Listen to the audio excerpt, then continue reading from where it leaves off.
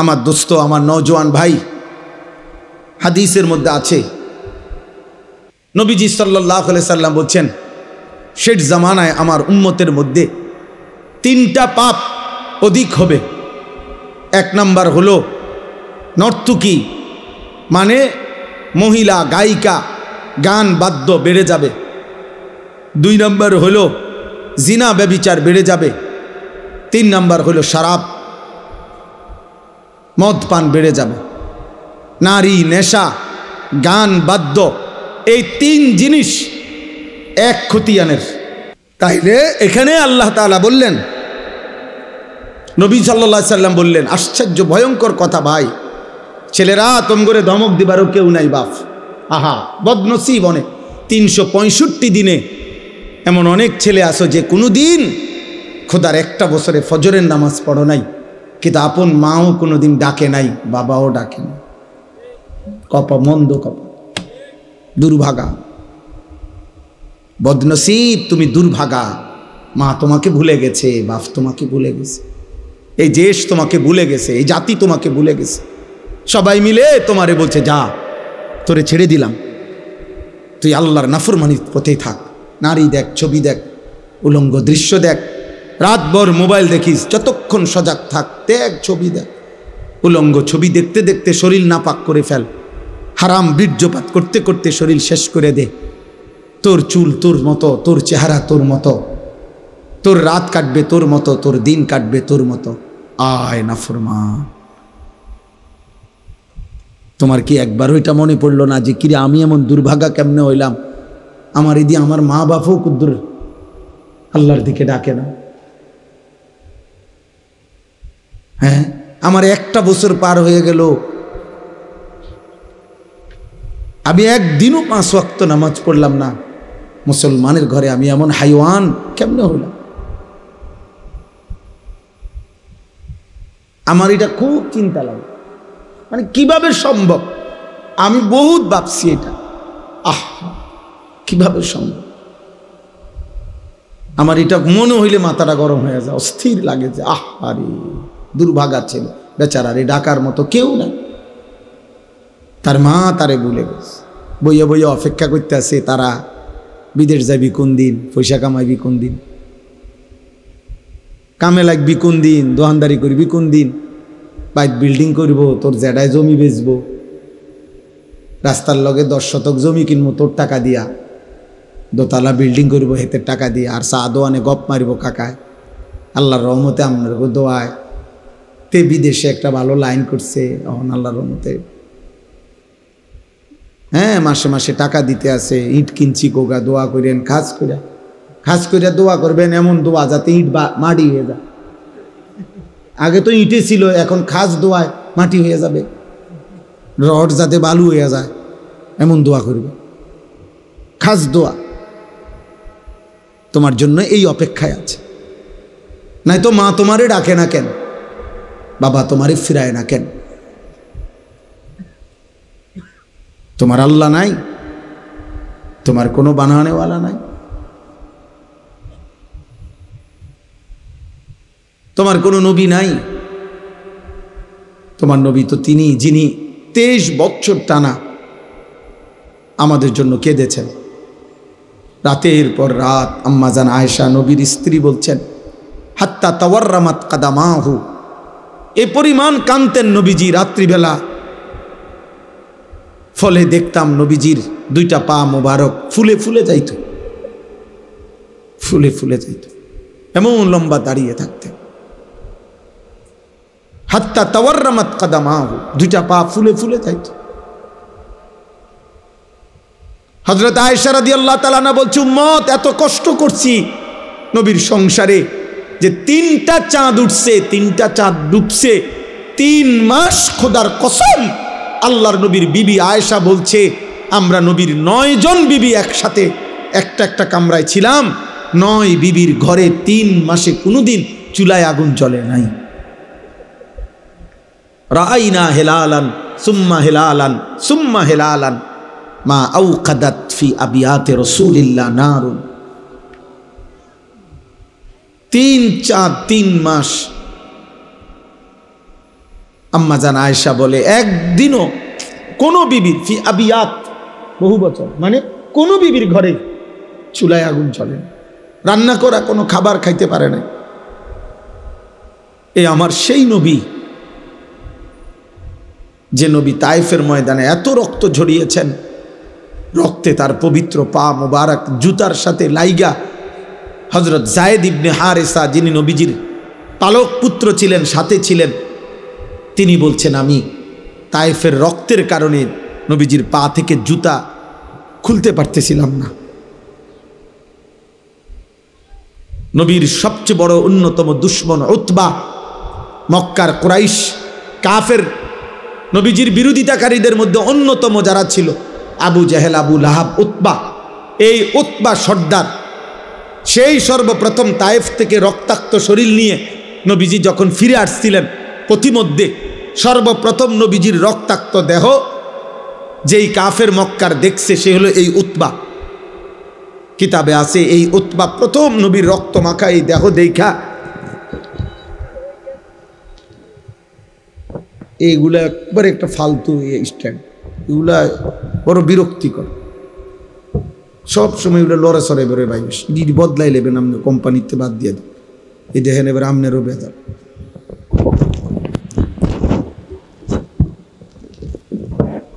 থাকে না, ঠিক থাকে কম।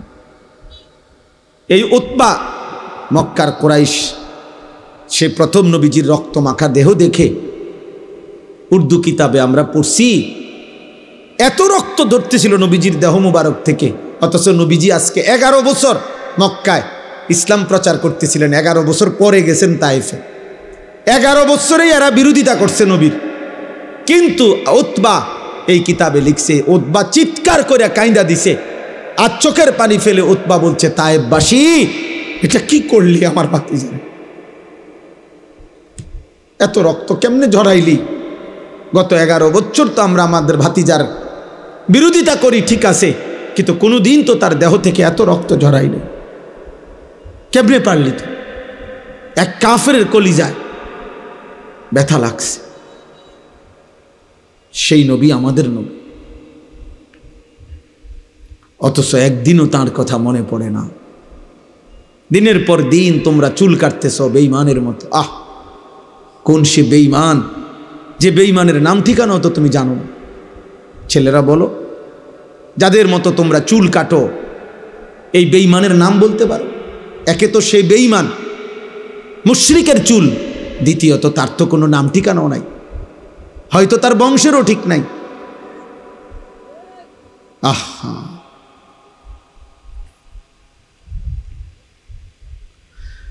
মানুষের লেবাস পোশাক, মানুষের চলাফেরা বেশভূষা, এর ভিত্তিতে তার আখলাকেরও প্রভাব। আরবিতে বলে আল আইনু মিরআতুল কলব, অন্তরের আয়না মানুষের চোখ। মানুষের বাহ্যিক বেশভূষা মানুষের দিলের হালাতও প্রমাণ করে। বাহ্যিক বেশভূষায় তা প্রমাণ করে তার অন্তরে কি আছে, অন্তরে কি আছে। আমি তো এটাই বললাম, চুল তোমার মুশরিকের মতো লোকে বুঝবে, আখলাক তোমার জুনায়েদ বাগদাদির মতো, ঠিক না? কথা বলে না? লেবাস পোশাক তোমার মুশরিকের মতো, আর মানুষ ভাববে তোমার চাল চলন চরিত্র হইলেও বাইজিদ বোস্তামির মতো, নাকি? মানুষ বুঝে না, মানুষ বুঝে না বাপ। দিবানিশি তোমার এই মোবাইল নিয়ে অস্থিরতা, এর পরিণতি কি বা তুমি কি করো লোকেরা বোঝে না। হয়তো তোমার এই বিশ্রী চুল দেখা, তোমার এই সন্ত্রাসী মার্কা চেহারা দেখা, গাদ্দারের মতো চেহারা দেখা এই সমাজ হয়তো ভয় পায় তোমারে, হয়তো তোমারে কেউ কিছু বলে না। আরে অভিশপ্ত, তোর মা তোরে কিছু বলে না, তোর বাপ তোরে বলে না, কিন্তু কারো কলিজার ভিতরে তোমার প্রতি এক বিন্দু সম্মান নাই। সবাই তোমাকে ঘৃণা করে, ঘৃণা করে, ঘৃণা করে। বেনামাজিকে এই সমাজ ঘৃণা করে, বেহায়াকে এই সমাজ ঘৃণা করে, নারীর পিছনে যে হাঁটে তাকে মানুষ ঘৃণা করে, উলঙ্গ ছবি আর অস্থির দৃশ্য যে দেখে মানুষ তাকে ঘৃণা করে। আল্লাহর নবী বলছে, উম্মত অন্ধকারের গুনাহ, রাতের গুনাহ, একাকিত্বের গুনাহ যদিও তুমি ভেবেছো কেউ দেখে নাই, রব্বে কাবার কসম, নবী বলছে আল্লাহ তো দেখছে, আর আল্লাহ তোমার চেহারায় দিনের আলোতে তা ফুটায় দেয়। এই জন্য মানুষ দেখলেই বুঝে, কিরে চেহারা এরম বসকাই গেছে কা, তোর যে দেখতে বোঝা যায় ফুটটা খোরের মতো। ঘটনা কিতা, কোনায় চলস, কি করস রে, কিতা রে?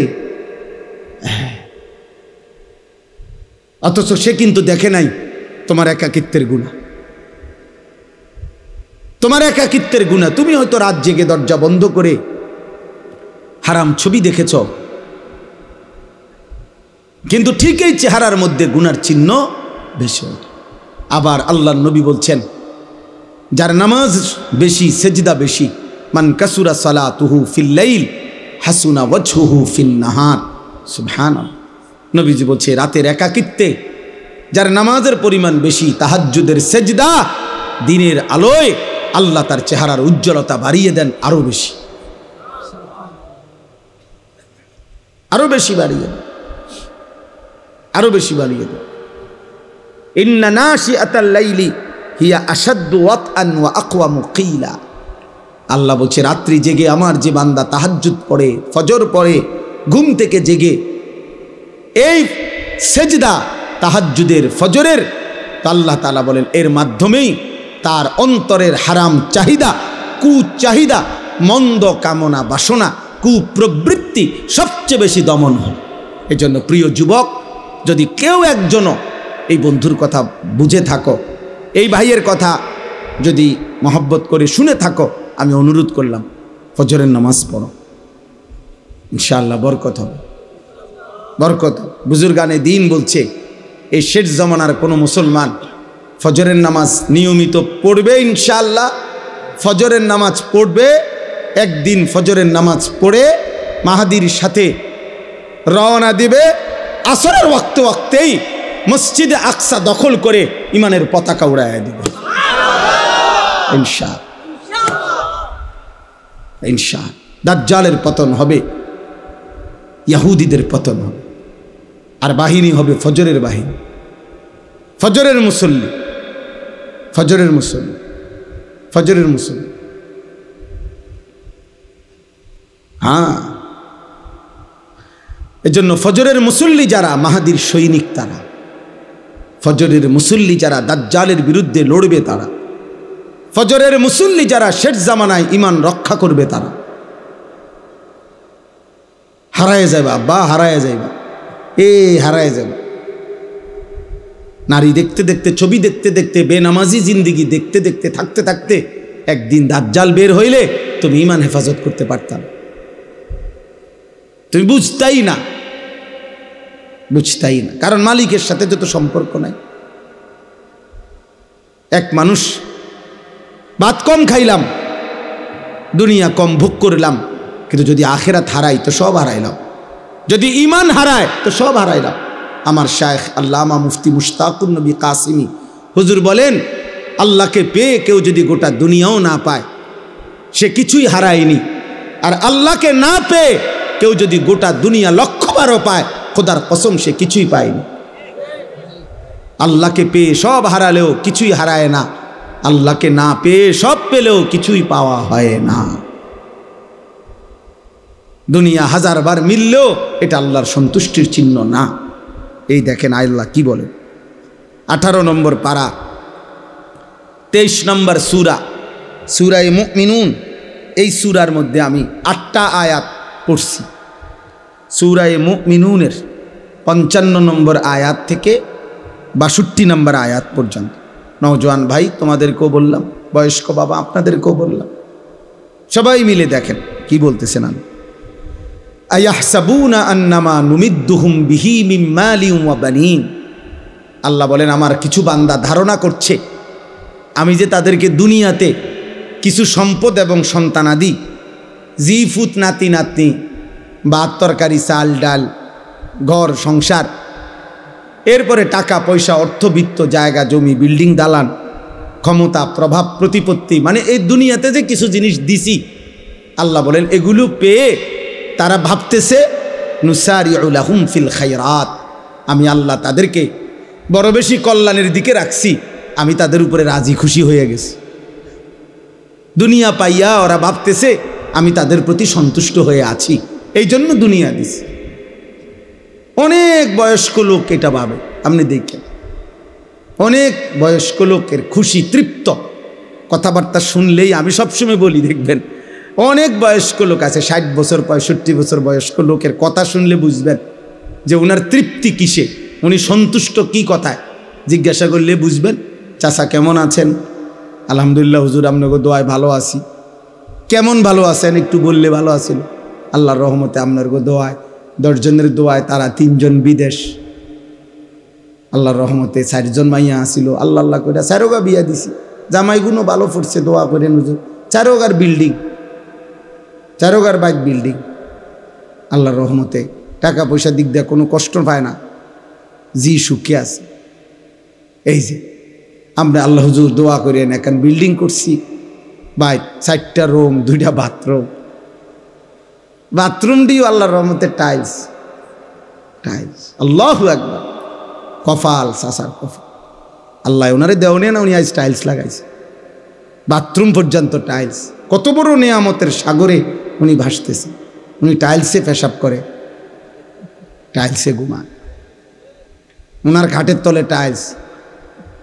বাহ বাহ মাশা, কপাল আল্লাহ দিছে আপনার, হে আল্লাহ দিছে। আল্লাহর রহমতে রাস্তার লগে কদ্দুর জায়গা নিছি, দোয়া করেন তে আরো ফাটাইতেছে, আরো কিনবো মরণ পর্যন্ত কিনে যাবো, দোয়া করবেন। খাস দোয়া সামনের রবিবারে দোতলার ছাদ ঢালাই, খাস দোয়া। আমি একজনরে বললাম যে ভাই খাস দোয়া কি? এমন দোয়া করুন যাতে ছাদ ডাইবা যায় একদম, নাহলে খাস দোয়া কি? ছাদ ঢালাইয়ের দোয়া। এই যে উনি আপনি কি বললেন? দুনিয়া বললেন, কথা বলেন না। উনি কি হিসাব দিল? এগুলা দুনিয়া না? তাহলে উনি বুঝাইলো এই যে দুনিয়া আল্লাহ ওনাকে দিছে, আল্লাহ ওনার উপরে খুব দয়া করছে, উনি খুব খুশি, রাজি, সন্তুষ্ট। আল্লাহ ওনার উপরে খুব খুশি হইয়া এগুলা দিছে, খুব খুশি হইয়া। আহা মুসলমান, তা আল্লাহ এটা বলেন না বান্দা, বাল্লা ইয়াশউরুন, আহা বান্দা বুঝলা না, আসলে তারা বোঝে নাই যে আমি আল্লাহ কাউকে যদি দুনিয়া 1,000,000 দেই, 1000 দেই, গোটা দুনিয়া যদি 100 কাউকে পুরাটা দুনিয়া দেই, তবুও এটা আমার সন্তুষ্টির চিহ্ন না, না সন্তুষ্টির চিহ্ন নয়, আমার রাজি খুশির চিহ্ন নয়। যদি এটাই সন্তুষ্টির চিহ্ন হইতো তাহলে হে মুসলমান, আমি তো কাফের বেঈমানকে যুগে যুগে বেশি দিছি, দুনিয়া বেশি দিছে না? এখনো পর্যন্ত দুনিয়ার অর্থ সম্পদ বাড়ি গাড়ি বেঈমানদের কাছে বেশি না? কথা বলেন না? আপনি 4 তলা বিল্ডিং দিয়া অহংকার করেন, 4 তলা বিল্ডিং দিয়া ইউরোপ আমেরিকার মধ্যে ছাগলও ফালে না। ছাগলের ফার্ম এত বড়, শুকর যেই ফার্মে পালে ওই ফার্ম আরো বড়, সেন্ট্রাল এসি, সেন্ট্রাল এসি। শুকরকেও দামি শ্যাম্পু দিয়ে গোসল করা, হ্যাঁ প্রাইভেট কার দিয়া জাপানে ঘাস টানে।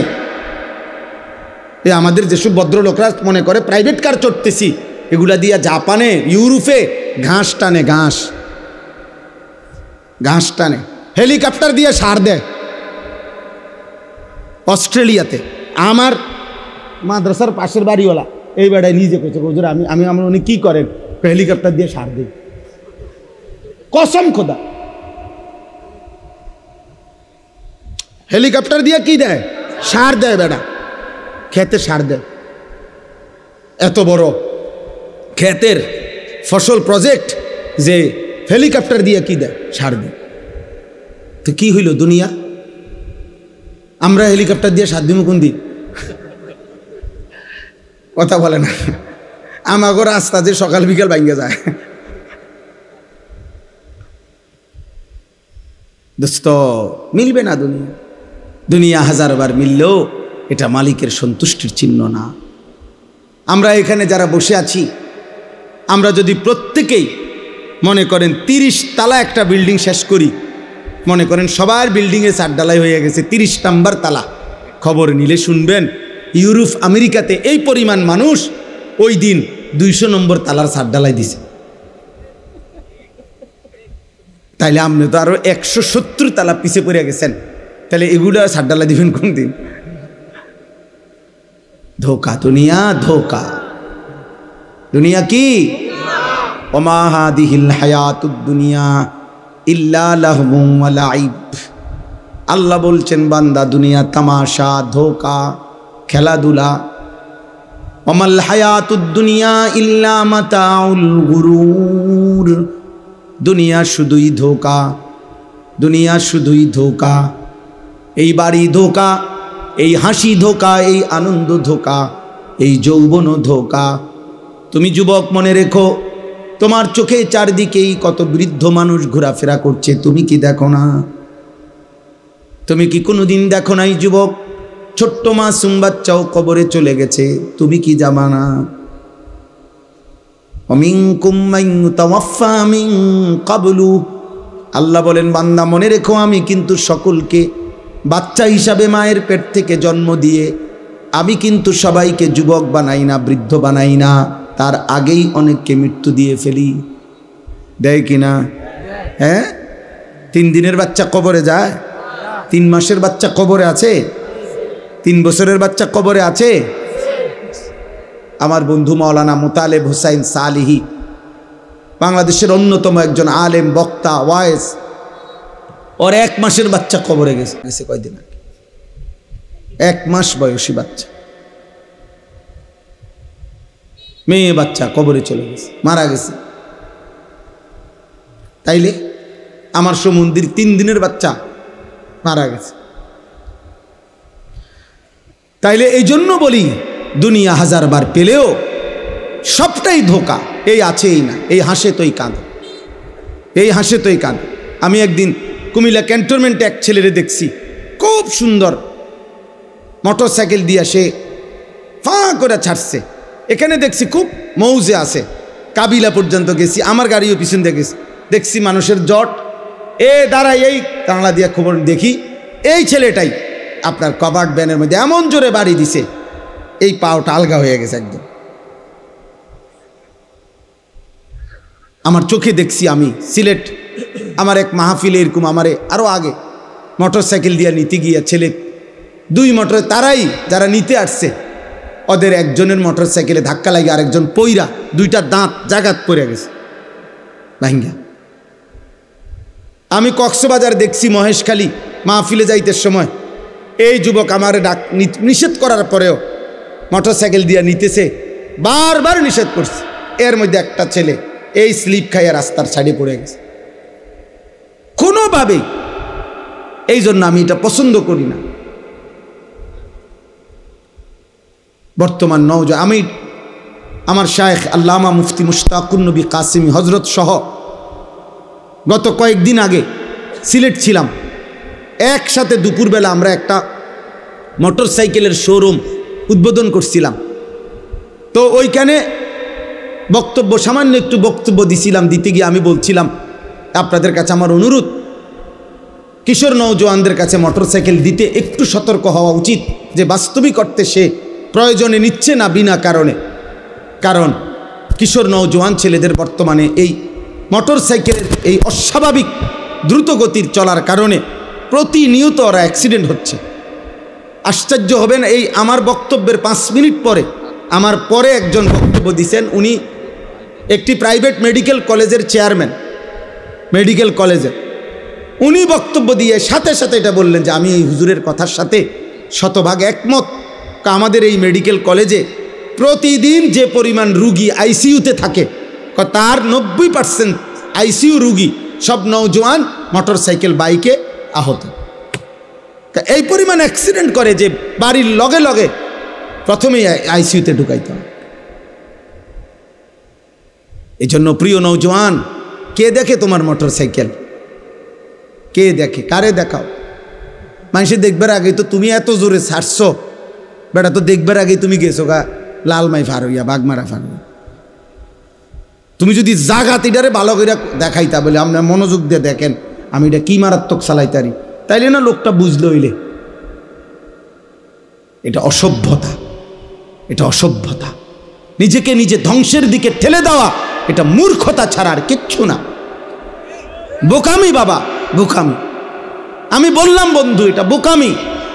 নিজেকে ধ্বংস করা, নিজের আখলাক ধ্বংস করো না, নিজের জীবন ধ্বংস করো না। এই মোবাইলের নারী দেখা, অশ্লীল ছবি দেখা, এটা ধোঁকা, এটা ধোঁকা। ওই নারী প্রকৃত অর্থে নারী না। তুমি মোবাইলে যাকে দেখছো সে তোমার ওই নারী না, ওইটা তোমার নারীর ছায়া। ও তো চলে গেছে অন্যখানে, ও এখানে নাই। তুমি শুধু ছায়া দেখে দেখে নিজের হাত নিজের লজ্জাস্থানে নাপাক ব্যবহার করে নিজের চরিত্র শেষ করলা, আখলাক শেষ করলা, শরীরের যৌবনের শক্তিটা নষ্ট করলা, আখিরাতটাও বরবাদ করলা। ও ছায়া, ছায়া, ও ধোঁকা, ও ধোঁকা, ধোঁকা। 3 বছর পরেও যদি কোনো নর্তকী দেখে দেখে যারা চরিত্র নষ্ট করছো, তুমি কোনো দিন তার কাছে যাইয়া বইল, তোমারে রাতভর দেখতে দেখতে আজকে আমার শরীরটা শুকাইয়া শেষ, তুমি আমারে একটু ভালোবাসা দাও। তখন ওই নর্তকী বলবে, দয়া করে প্লিজ একটু ঘুরে দাঁড়াও, একটু ঘুরে দাঁড়াও।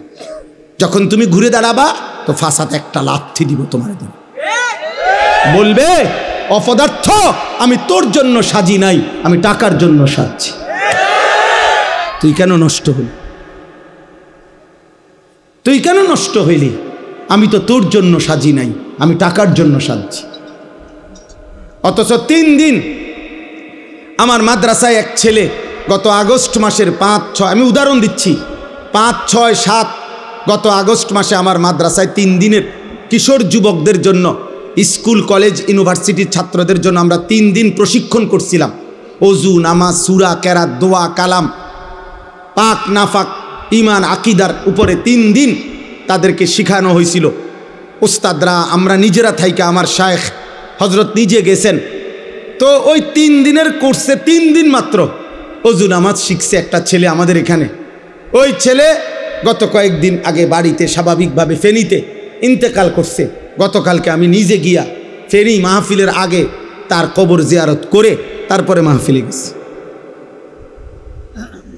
ও মার কাছে বলছে, আইসা তার মার কাছে, মায় খবর পাঠাইছে আরেক ছেলেকে দিয়া যে হুজুর রে বইলেন আমার এই ছেলে মৃত্যুর আগে অসুস্থ ছিল, মৃত্যুর আগে 1 সপ্তাহ প্রায় দিন তারে মারে এটা বলছে, মা হাসলেও মরে যাবেন, কাঁদলেও মরে যাবেন, সুখে থাকলেও মরে যাবেন, দুঃখে থাকলেও মরে যাবেন।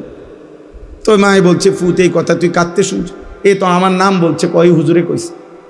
এরপরে সপ্তাহখানিকের মাথায় মরে গেছে। এজন্য দুস্থ মরে যাইবা, এক অনিবার্য বাস্তবতা, মৃত্যু থামাই দিবে। এই হাসি, এই আনন্দ, এই উল্লাস, এই মাতলামি, এই নেশা, এই নারী, এই ছবি, এই অহংকার, এই বড়াই, এই যৌবনের উদ্দামতা সব থামাই দিবে, সব থামাই দিবে। হযরত ওমর ইবনে আব্দুল আজিজ বিশ্ববিখ্যাত তাবেঈ ছিলেন, ইসলামের 5ম খলিফা ছিলেন। তিনি মাঝে মাঝে কবরস্থানে, নিজ পারিবারিক কবরস্থানে দাঁড়িয়ে, আমরা কিতাবে পড়ছি, কবরস্থানে দাঁড়াইয়া উনি কবরকে ডাক দিতেন আর বলতেন, হে কবর, মাজা ফাআলতা বিল আহিব্বা, হে কবর, আমার আত্মীয় স্বজনের সাথে, আমার প্রিয়জনদের সাথে তুমি কি করেছ? আমার চাচারে তোমারে কবর দিছিলাম, আমার চাচার এখন কি খবর বলো? আমার জ্যাঠা তোমার কবরে আছে, আমার বাবা, আমার চাচাতো ভাই, আমার স্বজনরা এই কবরে আছে। হে কবর, তুমি বলো আমার আপনজনদের সাথে তুমি কি করেছ?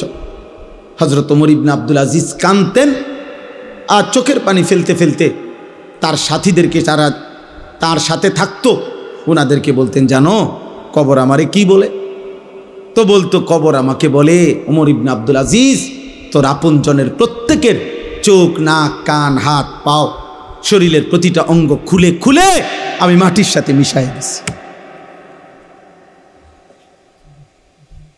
3 বছর আগে রেখে যাওয়া তোর চাচারে কবর থেকে খুলে দেখ, নাই, আমি সমান করে ফেলছি। আমি তোর আপনজনদেরকে মাটির সাথে মিশাইয়া দিছি।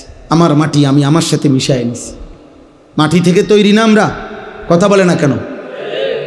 তো মাটি যেন বলে, আমার মাটি আমার সাথে আমি কি করে নিছি? মিশাই নিছি, মিশাই নিছি।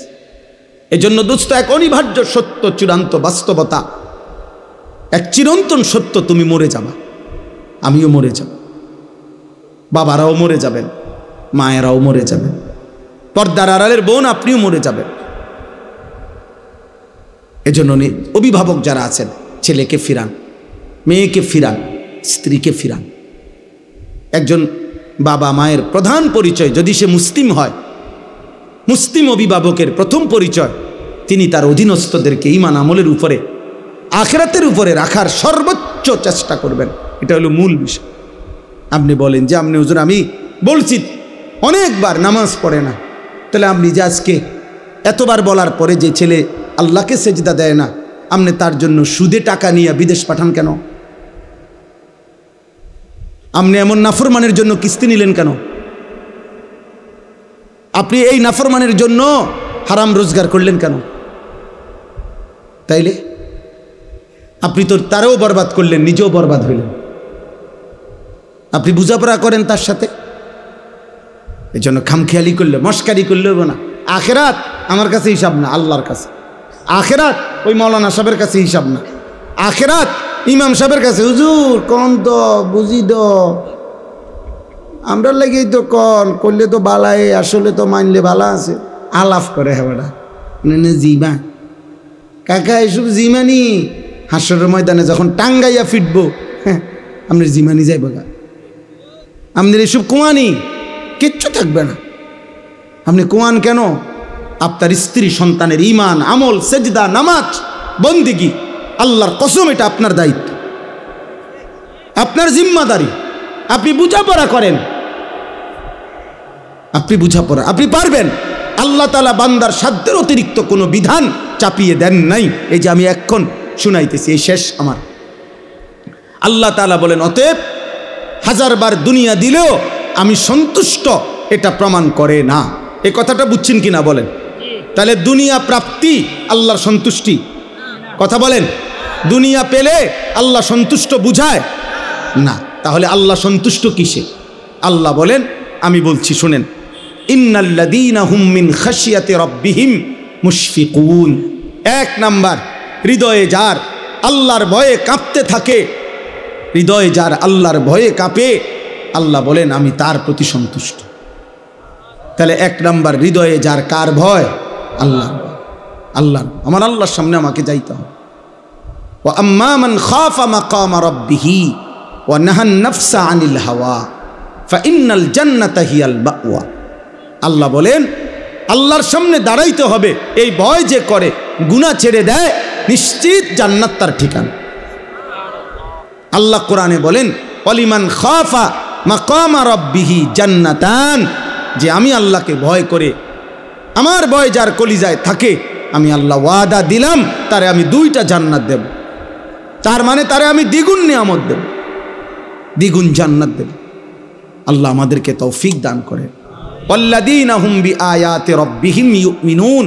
2 নাম্বার, আল্লাহ তাআলা বলেন আল্লাহ পাকের সমস্ত আয়াত, সমস্ত আহকাম, কোরআনের সমস্ত বিধান, নবীর সমস্ত তরিকা, আল্লাহর সমস্ত বিধানগুলোকে যে সর্বান্তকরণে মেনে নিচ্ছে, গ্রহণ করছে, ঈমান রাখছে, পালন করছে, আল্লাহ তাদের প্রতি সন্তুষ্ট হয়ে আছে।